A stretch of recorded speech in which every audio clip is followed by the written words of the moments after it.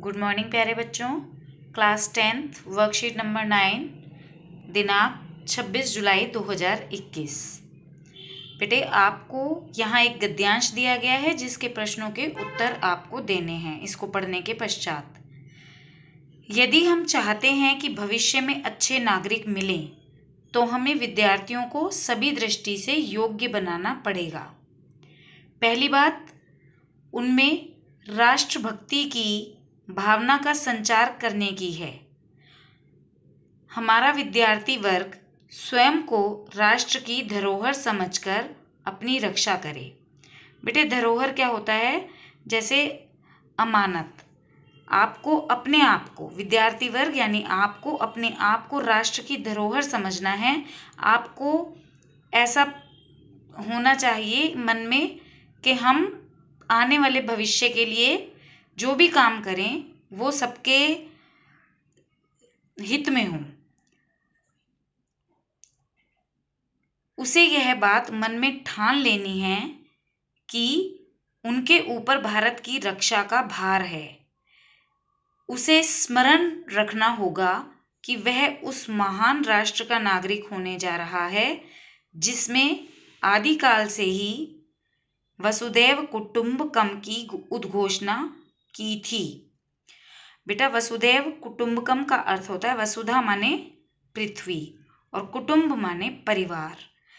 तो वसुधा ही परिवार है, पूरी पृथ्वी ही एक परिवार है, ऐसा मानकर चलना है। सिर्फ अपने में ही कि अपनी फैमिली अपने परिवार तक ही सीमित नहीं रहना है। पूरी पृथ्वी हमारा परिवार है ऐसा मानकर सबके हित में काम करना है। उसे इसका पूर्णता से पालन करना है। दूसरी बात यह है कि उसे कर्मठ बनना है। आलस्य को अपना महान शत्रु समझकर उसकी छाया से घृणा करनी है, यानी आलस्य से दूर रहना है। आज आवश्यकता है अधिक से अधिक उत्पादन करने की, अधिक से अधिक कर्तव्य परायण, अधिक से अधिक प्रगतिशील बनने की। विदेशों में होड़ करने के लिए हमारे छात्रों को विदेशों से होड़ करने के लिए हमारे छात्रों को समय से काम करने की आदत डालनी होगी। अधिक समय तक काम करने के लिए धैर्य का विकास करना होगा। मतलब कोई जब हम काम करें तो ऐसा ना हो कि भाई मेरा तो टाइम 5 बजे तक का था और अब खत्म हो गया, अब मैं नहीं कर रहा। लेकिन हमें जो भी लक्ष्य प्राप्ति करनी है तो उसमें धीरज रखना होगा, धैर्य रखना होगा। ज़्यादा समय भी लग रहा है तो कोई बात नहीं, उस कार्य को पूर्ण करने के लिए आपको तत्पर रहना है। आज सामूहिक प्रयत्नों की आवश्यकता है, तभी देश में दरिद्रता भागेगी और अज्ञान का अंधकार दूर होगा। सामूहिक प्रयत्न यानी ये जो काम है कि हम धैर्य रखें, ये सभी ने करने हैं।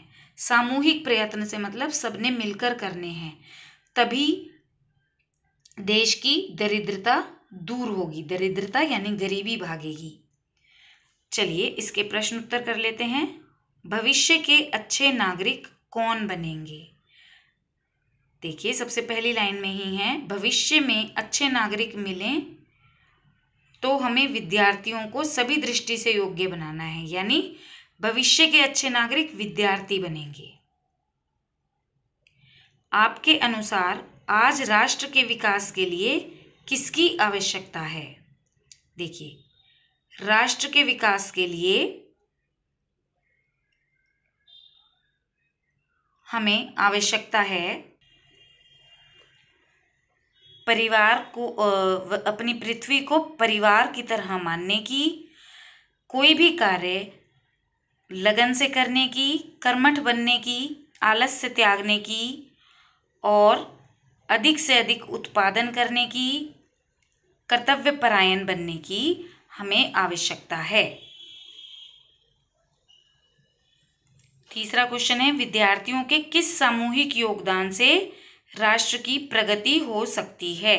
तो सामूहिक योगदान क्या है कि अधिक से अधिक उत्पादन करें, अधिक से अधिक कर्तव्य परायण हों और विदेशों में होड़ करने के लिए हमारे छात्रों को समय से काम करने की आदत डालनी होगी और धैर्य का विकास करना होगा। ये सामूहिक कार्य हैं। इसके बाद वसुधैव कुटुंबकम का अर्थ समझाइए। इसके लिए आप अपने शिक्षकों का, घर के बड़ों की भी सहायता ले सकते हैं। इसका अर्थ मैं आपको बता चुकी हूँ बेटा। वसुधैव कुटुंबकम का अर्थ है वसुधा यानी पृथ्वी और कुटुंब माने परिवार, यानी पूरी पृथ्वी ही परिवार है। ऐसा मानकर कार्य करेंगे तो हम प्रगतिशील हो सकते हैं। इसके बाद क्वेश्चन है, आपके अनुसार आप अपने देश की प्रगति में क्या क्या योगदान कर सकते हैं? अपने मित्रों से चर्चा करके लिखिए। आप सोच कर लिखिए कि आप क्या क्या योगदान कर सकते हैं। अगर इनमें से कोई है, जैसे आप उत्पादन करेंगे और आप धैर्य रखेंगे किसी कार्य को होने तक, उसके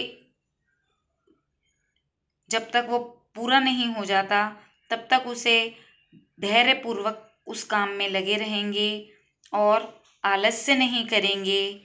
हमें इस प्रकार देश की प्रगति में अपना योगदान देना है। नीचे दिया है, गद्यांश का उचित शीर्षक सोचकर लिखिए।